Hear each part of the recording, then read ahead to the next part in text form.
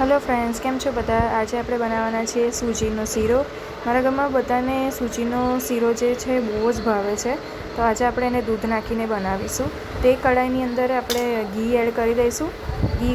ઘીને આપણે ગરમ થવા દેવાનું છે અને સરસ રીતે ગરમ થાય પછી જ એની અંદર આપણે સૂજી એડ કરવાની છે। ઘી આપણું ગરમ થાય છે। હવે આપણે તેની અંદર મેં અહીંયા એક જ વાડકી સૂજી લીધેલી છે। સૂજીને આપણે સરસ રીતે શેકી લઈશું। ઘીની અંદર સરસ રીતે અંદર સૂજી બધું જ ઘી ચૂસી લેશે અને થોડું ઘી આપણે ઉપરથી પણ એડ કરી દઈશું। સૂજી આપણું ગોલ્ડન બ્રાઉન થાય ત્યાં સુધી આપણે શેકવાની છે। આપણી સૂજી શેકાઈ ગઈ છે। હવે એની અંદર આપણે દૂધ એડ કરી દઈશું। મેં અહીંયા આગળ 3 કપ જેટલું દૂધ લીધેલું છે।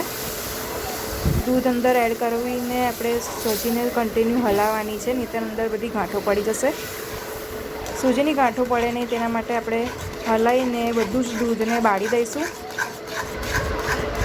મારા ગેસની ફ્લેમ એકદમ મીડિયમ રાખી છે મેં, એટલે સૂજી ફટાફટ રીતે શેકાઈ ગઈ છે અને દૂધ પણ બધું જ બળી ગયું છે આપણું।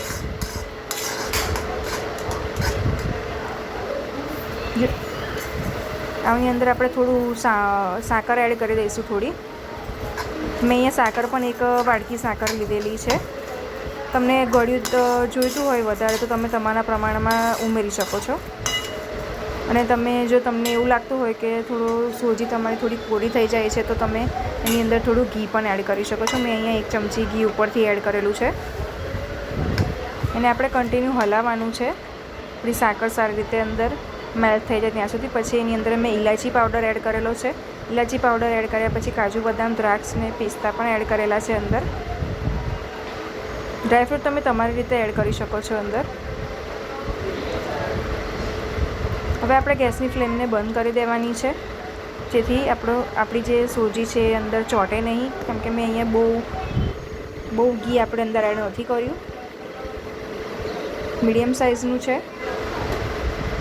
આપણો શીરો રેડી થઈ ગયો છે। હવે આપણે એને એક બાઉલમાં કાઢી લઈશું। એની ઉપરથી આપણે થોડા ડ્રાયફ્રૂટ અંદર એડ કરીશું। મેં અહીંયા કાજુ ને બદામ અને દ્રાક્ષ લીધેલી છે। ડ્રાયફ્રૂટ તમે તમારા હિસાબે એડ કરી શકો છો અંદર। જો તમને મારો વિડીયો સારો લાગ્યો હોય અને એની રેસીપી તમને ગમી હોય તો કમેન્ટમાં જરૂરથી જણાવજો મને, અને તમે પણ આ રીતે જરૂરથી ટ્રાય કરજો અને મારા વિડીયોને લાઇક, શેર અને સબસ્ક્રાઈબ કરજો। Thank you.